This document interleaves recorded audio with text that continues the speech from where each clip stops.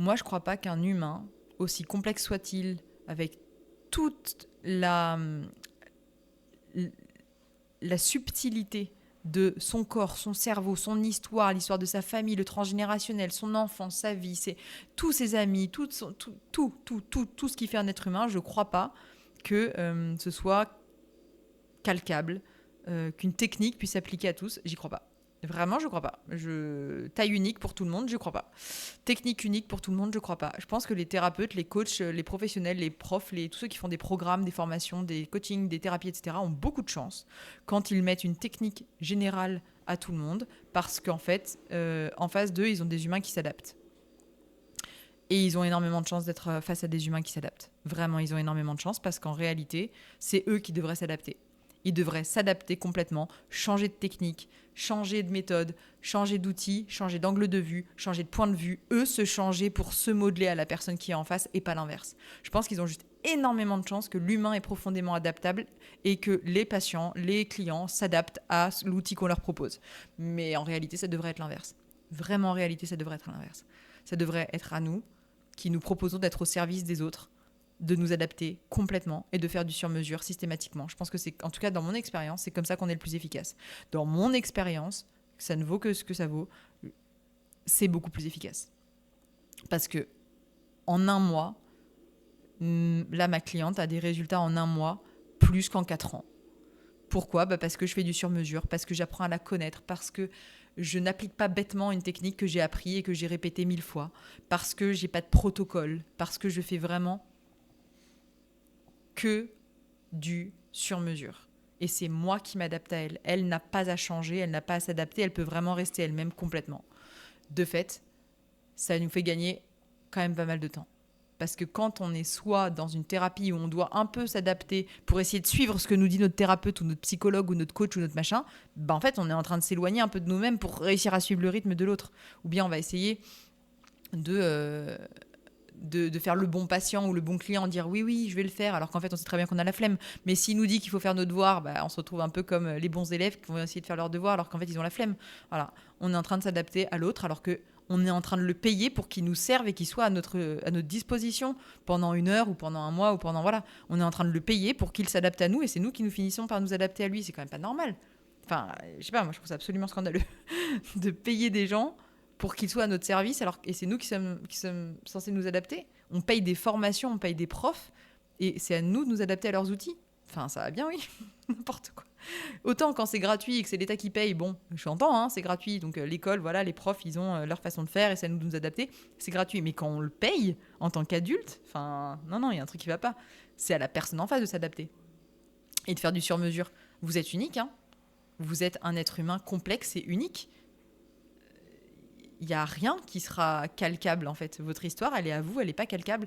Votre énergie, elle est à vous et elle est unique. Votre mémoire, tout ce qu'elle comporte, les traumas que vous avez vécus, vos goûts, vos envies, vos besoins, vos passions, tout ça, c'est unique. Votre façon de voir la vie, elle est unique. Et en face de vous, vous méritez quelqu'un qui est capable de s'adapter complètement sans que vous n'ayez besoin de rien faire, sans que vous ayez besoin de bouger votre petit doigt. Je pense qu'on a mis trop sur un piédestal les coachs, les thérapeutes et les psychologues, alors qu'en réalité, il faudrait remettre tout le monde à un niveau bien en dessous. Si soit on décide d'être au service, dans ce cas-là, on est vraiment au service de la personne. Et vraiment, je compare ça au concierge clé d'or dans les hôtels de luxe. C'est pas le client qui s'adapte au concierge, hein. C'est le concierge qui est présent, dispo et qui trouve tout seul la clé pour ouvrir la porte que le client a fermée, verrouillée de l'intérieur. C'est pas le client qui doit se débrouiller, c'est vraiment le concierge qui se démerde tout seul à s'adapter à son client, à ses envies, ses besoins du moment. Et c'est ça qu'on devrait faire en tant que soignant, tout le temps. Évidemment, ça va faire grincer des dents parce qu'il y a plein de soignants qui disent oui, mais bon, on nous traite comme de la merde. Ben, mais bon, en même temps, tu as décidé d'être soignant. Donc pourquoi tu as décidé d'être soignant si c'est pas pour servir les gens, indépendamment de la gratitude que tu as en retour, hein. Si tu considères ça, c'est probablement parce que tu considères que t'es pas assez payé pour la merde que tu reçois. Je comprends. En ce cas-là, bah, change de métier. En vrai, change de métier ou change de fonction. Parce que si on te payait 1 million, peut-être que tu serres 1 million par mois, peut-être que tu serrerais plus facilement les dents au fait qu'on te parle mal, et peut-être que tu dirais, ok, vas-y, c'est pas grave, je suis payé vachement pour ce travail-là, c'est ok, tu vois. Peut-être que c'est ça. Peut-être qu'il y a un problème d'argent, peut-être qu'on n'est pas payé assez. En attendant, moi, je crois vraiment qu'on est là pour servir nos clients, nos patients. Et les servir vraiment. Nous plier en quatre pour eux. Et c'est chiant. Parce qu'on se retrouve, nos soignants, ils se retrouvent souvent pris en étau avec la direction de l'hôpital qui leur dit quelque chose, les patients ou les clients qui leur disent autre chose, et eux, ils doivent choisir entre les deux. Et ils n'ont pas le choix que de suivre la direction de l'hôpital. Donc, ils n'ont pas d'autre option que de faire ce qu'on leur dit, ce que la hiérarchie leur dit de faire, même si ce n'est pas pour le bien-être de leurs clients. Quand tu es autonome, bah, tu es libre au moins. Au moins, tu es libre de choisir ce que tu fais en fonction de tes valeurs, etc. Mais si tu choisis de servir les gens et de les servir vraiment, ce sera à toi de t'adapter. Jusqu'à ce que ça ne corresponde plus à tes valeurs, et dans ce cas-là, tu pars. Mais c'est à toi de t'adapter, et ça veut dire mettre de côté ton ego, mettre de côté tes souvenirs, mettre de côté tes préjugés, mettre de côté ce qui fait que tu es toi. C'est mettre de côté qui tu es pour laisser la place à l'autre d'envahir ton espace et de devenir ta priorité du moment. Que tu fasses ça sur une heure, que tu fasses ça sur un mois, que tu fasses ça sur une vie, il faut être capable de se foutre de côté pour laisser la place à l'autre, sinon ça marche pas. Tout simplement. Et c'est pas une mince affaire, parce qu'on n'aime pas du tout ça, mettre quelqu'un d'autre au centre de notre monde. Même si on s'appelle altruiste, etc., et qu'on dit oui, j'ai tendance à m'oublier. Vraiment ? Si tu as cette phrase-là, c'est qu'il y a une part de toi qui s'en souvient bien de ce qu'on a oublié. Tu t'es pas complètement oublié, c'est juste que tu as décidé de te foutre en retrait et que ça te plaît pas tant que ça. Sinon, ce serait pas un sujet en fait. Donc bon, en tant que thérapeute, en tant que soignant, en tant que coach, en tant que praticien, je pense que c'est notre devoir de nous plier en quatre pour nos clients, tant que ça respecte nos valeurs. C'est pour ça que j'ai du mal à m'appeler une coach, thérapeute, soignante. J'ai vraiment du mal parce que je ne me considère pas comme ça. Moi, je suis conseillère particulière. Mon travail, c'est d'être là et de m'adapter complètement à la personne que j'ai en face de moi et de la mettre au centre et d'en faire ma priorité pendant un mois. Imaginez ce que ça fait d'avoir quelqu'un pour qui vous êtes la priorité. Imaginez ce que ça fait d'avoir quelqu'un que vous pouvez appeler à toute heure du jour et de la nuit et qui décroche et qui est là pour vous. Qui est là quel que soit le truc que vous allez lui dire. Qui est là et qui est vraiment là pour vous écouter, pour rire avec vous, pour pleurer avec vous si vous avez envie, pour vous écouter, raconter vos drames, vos échecs et vos victoires, pour célébrer avec vous, pour vous consoler, pour vous booster, pour vous conseiller quand vous avez du doute, pour vous rappeler qui vous êtes quand vous êtes dans le flou. Bref, quelqu'un qui est vraiment votre épaule, votre bras droit, tout le temps. Tout le temps. Qui est toujours là, qui est stable, qui est fiable et qui est de bonne humeur. En plus, même si vous ne l'êtes pas, c'est pas votre travail en fait, c'est le mien. Moi, je suis de bonne humeur. Tout simplement. Si vous avez envie qu'on s'énerve, on s'énerve, il n'y a pas de problème. Je me cale à vous. Vous avez envie qu'on bitche ensemble, on bitche ensemble, il n'y a pas de problème. Mais globalement, vous n'aurez jamais, vous, à supporter mes états d'âme. Et c'est ça la différence avec être ami avec quelqu'un, parce qu'en général, on peut partager ça avec ses amis, mais il y a un retour entre guillemets à payer, c'est que on décharge sur l'autre, mais l'autre décharge sur nous. Là, c'est pas le cas. Pas du tout. Voilà. Moi, je m'adapte et je n'ai pas de volonté de changer mes clientes. Je pense que c'est essentiel qu'elles se rappellent à quel point elles sont merveilleuses telles qu'elles sont, à quel point elles sont brillantes telles qu'elles sont, à quel point elles n'ont rien à changer, réparer, modifier en elles. Elles sont très bien telles qu'elles sont. Je le leur rappelle tous les jours pendant un mois s'il faut, mais je le leur rappelle. Ça leur permet de repartir au bout d'un mois sereines, détendues dans leur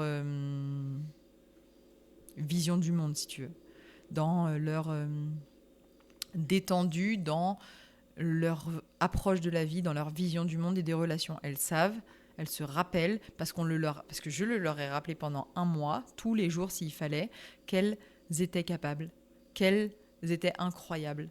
Et c'est pas juste que je le leur dis, c'est que à travers ce qu'on fait au quotidien, elles reprennent confiance en elles, elles retrouvent les choix qui sont les plus alignés avec ce qu'elles veulent. Elles peuvent enfin avoir quelqu'un en face qui les comprenne et qui les entende et qui les écoute vraiment. Pas un peu, pas 10 minutes et puis oui, attends, je t'ai pas parlé de moi. Non. Si on parle pendant 4 heures d'un sujet, on parle pendant 4 heures d'un sujet. Et si à la fin, la phrase c'est Et j'en ai marre que ça se passe comme ça. Ben moi, derrière, après 4 heures de discussion, j'ai encore l'énergie pour dire bah ouais, c'est normal que t'en aies marre. C'est normal. Enfin, moi aussi, j'en aurais marre à ta place. Si t'as vraiment envie que ça change, bah va falloir faire ça et ça et ça. Ou bien ça et ça et ça. Mais t'es pas obligé. Tu peux aussi juste en avoir marre encore un peu. C'est ok. Moi, j'aurais toujours, parce que c'est mon travail et j'ai cette capacité-là, j'aurai toujours les ressources pour accueillir, pour digérer, pour encaisser ce que ma cliente a à me dire, même après 6 heures de discussion. Pas de problème. J'aurai toujours l'analyse, l'état d'esprit, la clairvoyance, la clarté, la pertinence pour trouver les bons mots au bon moment. Parce que c'est mon travail de trouver les bons mots au bon moment. Et c'est pas quelque chose qui s'apprend, c'est quelque chose qu'on est et qu'on a au fond de soi. Ça, c'est le truc que je ne peux pas transmettre. Je ne pourrais jamais apprendre à un bébé coach ou un bébé thérapeute ou un bébé conseillère à faire ça. Trouver les bons mots au bon moment, c'est du feeling, c'est de l'intuition, c'est de l'humain, c'est de la connexion à l'autre. Et en général, ceux qui sont très forts à ça, ce sont des gens qui ont appris à le faire dès leur plus jeune âge. Et ça, on ne rattrape pas 20 ans de pratique en un mois de formation. Donc il y a des choses que je ne peux pas transmettre dans ce que je fais, mais je peux quand même expliquer aux gens comment réussir à accompagner vraiment les autres. Ça demande de se mettre de côté et d'accepter d'avoir quelqu'un qui devient le centre de notre monde pendant, voilà, mettons un mois, 1 heure ou quoi que ce soit. C'est pas si difficile que ça de le faire sur un mois, contrairement à ce qu'on peut penser, parce que moi j'ai une cliente par mois, donc je la connais. J'ai pas besoin, contrairement à ce que je faisais à l'hôpital, toutes les heures, toutes les demi-heures, de changer de client, de repartir à zéro avec mes patients et de me remettre dans une autre énergie et me réadapter et réexpliquer et repartir à zéro avec toujours la même énergie de départ. Là, on est sur quelque chose de plus... qui me demande moins d'adaptation quelque part aussi, parce que je sais qui j'ai en face. Et même si elle a ses états d'âme comme un être humain, elle n'est pas constante tout le mois, malgré tout, quand même, ça permet de... Ouais, ça permet de... Moi, en tout cas, de moins me fatiguer dans le sens, voilà, dépenser de l'énergie à me réadapter à la personne, parce que je la connais. Et en fait, en réalité, au bout d'un mois, ça devient une amie. Moi, la cliente que j'ai ce mois-ci, il est absolument impensable qu'à la fin de ce mois-ci, on ne reste pas en contact, que je la lâche comme ça. Absolument impensable. C'est devenu mon amie et je serai là pour elle aussi après. Alors évidemment, mon temps n'étant pas illimité, évidemment que je ne pourrais pas lui consacrer 6 heures par jour parce que ce temps-là, je la consacre à ma cliente du mois. Donc une autre cliente qui bénéficiera de toute mon attention autant de temps qu'elle le veut. Néanmoins, je serai quand même là pour suivre ses évolutions, partager ses joies, ses peines, etc. Juste un peu moins longtemps par jour, on va dire ça comme ça. Mais je serai toujours là, bien sûr. Le lien que je crée avec mes clientes, c'est pas un lien de thérapeute et de coach, hein. C'est un vrai lien d'humain à humain. C'est que moi, je me suis vraiment investie dans leur vie pendant un mois. Moi, j'ai vraiment tout donné pour elles. J'ai vraiment envie qu'elles soient comme elles veulent. J'ai vraiment envie qu'elles vivent la vie qu'elles veulent. J'ai vraiment envie qu'on continue à partager ça. J'ai vraiment envie de voir ce qu'elles vont devenir. J'ai vraiment envie qu'elles atteignent leurs objectifs. J'ai vraiment envie de ça. Je me suis vraiment investie. C'est pas du chiquet. Moi, pendant un mois, je suis vraiment là. Il y a vraiment quelqu'un dedans. Je suis vraiment investie. C'est vraiment... elles sont ma priorité. Et elles ne cessent pas de l'être. Elles ne deviennent pas nobody. Elles ne deviennent pas personne quand le mois s'arrête. Elles restent présentes dans ma vie. Ça reste quelqu'un, là en l'occurrence, qui va rester mon ami, que je vais continuer à avoir grand plaisir d'appeler, grand plaisir d'échanger, et on se parlera peut-être pas 6 heures par jour, mais on se parlera encore, ça c'est sûr.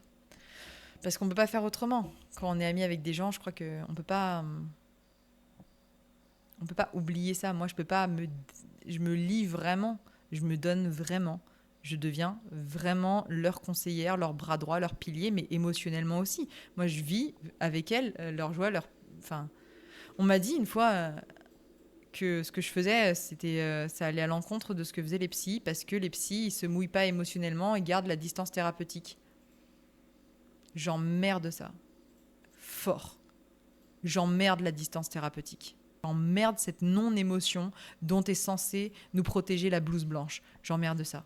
Fort. Moi, j'ai pas envie d'avoir de la distance thérapeutique. Ma qualité de jugement, ma qualité de logique et mon esprit critique, ils sont là aussi quand je parle à ma mère, ils sont là aussi quand je parle à mes amis.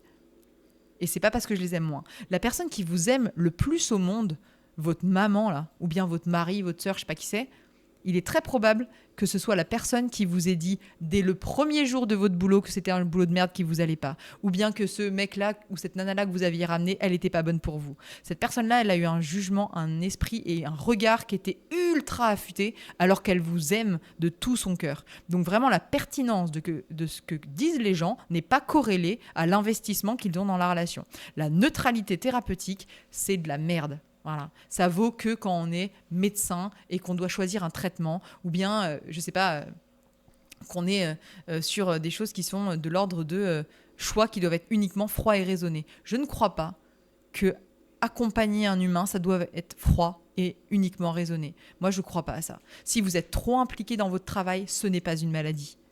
C'est plutôt chouette. Moi, je suis ravie d'être impliquée émotionnellement avec mes patientes. Je suis ravie de ne pas avoir à faire semblant. Je suis ravie de ne pas avoir à les laisser à l'extérieur de ma vie, à mettre une distance entre elle et moi. Je ne fais pas ça. Et ouais, non, clairement, je ne suis pas psy. Clairement, je ne suis pas psy. Clairement, je ne suis pas ni leur coach, ni leur thérapeute. Je ne suis pas dans cette posture thérapeutique-là. Je n'en ai rien à foutre. Je suis ce dont elles ont besoin pendant un mois. Peu importe ce que c'est. Et c'est pour ça que ce qu'elles vivent pendant un mois n'a rien à voir en termes d'intensité, en termes de résultats, pour celles qui veulent avoir des résultats. Ça n'a rien à voir avec ce qu'une thérapie leur propose. C'est vraiment décuplé en termes d'impact. Mon impact sur elles dans leur vie est décuplé parce que j'y passe plus de temps et parce que je m'investis vraiment émotionnellement. Donc je ne suis pas en compétition avec ni les coachs, ni les thérapeutes, ni les psychologues, ni les médecins, ni les machins. Je ne suis pas en compétition. On est tous là pour servir les gens. La différence, c'est que moi, je le fais d'une façon qui est humaine à 100%. Et je ne me cache pas derrière ma profession, ma blouse blanche ou l'ordre, c'est ça, la charte déontologique ou bien la posture thérapeutique qu'on m'a appris d'avoir. Je ne me cache pas derrière ça pour éviter de m'impliquer, pour rester neutre, pour rester objective. En fait, je m'en fous de l'objectivité. Il n'y a rien qui est objectif. Si vous croyez que vous êtes objectif parce que vous pensez que vous l'êtes, ça n'est pas suffisant. L'objectivité n'est pas quelque chose qui est possible pour un humain. Vous serez toujours subjectif par rapport à la science que vous avez apprise, par rapport à la technique que vous avez apprise, par rapport au point de vue que vous avez appris, par rapport à l'école dans laquelle vous êtes allé, par rapport au mentor que vous avez eu. Vous aurez forcément une part de subjectivité. Moi, j'ai décidé d'arrêter de faire semblant. J'ai décidé d'être complètement subjective, d'avoir un super esprit critique affûté à balle, d'avoir une intuition redoutable et d'avoir une qualité de présence inégalée. Et c'est parce que j'ai les trois que les gens en face répondent aussi bien et que l'impact est aussi fort. Je ne peux pas faire la même chose en laissant ma qualité humaine. Je ne peux pas faire la même chose en oubliant mon esprit critique. Je ne peux pas faire la même chose en oubliant ma qualité d'écoute. Je ne peux pas faire la même chose en étant une partie de ce que je suis. Impossible. C'est parce que je suis tout ça et que je le fais à fond et que je me donne à fond et que j'y donne du temps que ça fonctionne. Parce que la personne en face, elle se sent écoutée plus qu'une heure par-ci, par-là. Parce que je suis là tout le temps pour elle. Et c'est ça qui compte. Donc c'est ça mon travail, être conseillère particulière. C'est ça que j'adore faire. Et j'adore pouvoir offrir ça pour des femmes qui ont en général jamais vécu ça dans leur vie. Ou en tout cas pas à ce niveau-là. Et j'adore pouvoir être là pendant un mois dans leur aventure et être vraiment le pilier qui leur permet de briller, de grandir, de s'épanouir, de souffler, de rayonner, de se transformer, tout ce qu'elles veulent en fait. Moi, je pourrais juste être là et qu'elles restent exactement telles quelles, je les trouve déjà incroyables. Mais je suis ravie de pouvoir être la personne qui va leur permettre de devenir, d'expérimenter une autre façon de vivre leur vie. Et quand la vie de l'intérieur, cette possibilité-là, tout change. Tout change. Quand on devient la priorité de quelqu'un, c'est facile de devenir sa propre priorité. Quand on devient vraiment la priorité de quelqu'un comme moi, c'est facile de comprendre que c'est ça qu'on veut dans son couple derrière, ou bien dans sa famille, etc. On comprend parce qu'on le vit de l'intérieur. Et j'adore ça. J'adore être cet allié stratégique, j'adore être cette assistante personnelle, j'adore être cette conseillère, j'adore être cette meilleure amie qui vous écoute et qui rigole avec vous. J'adore être ce partner in crime, comme on dit, avec un joli accent, n'est-ce pas? J'adore tout ça. J'adore les conseiller sur leur alimentation, autant que sur leur site web, autant que sur leur business, autant que sur leur relation de couple, si elles en ont besoin. Mais j'adore surtout être juste là pour partager leur joie, leur peine, leur colère, leur moment de vie, en fait. J'adore juste être là. Et c'est ce que je fais. Et c'est pour ça qu'on me paye. C'est pour être là, être présente, mais avec une qualité de présence qui est pas celle de tout le monde. Et c'est ça qui est génial. Faites-vous confiance et foutez-vous la paix. À bientôt!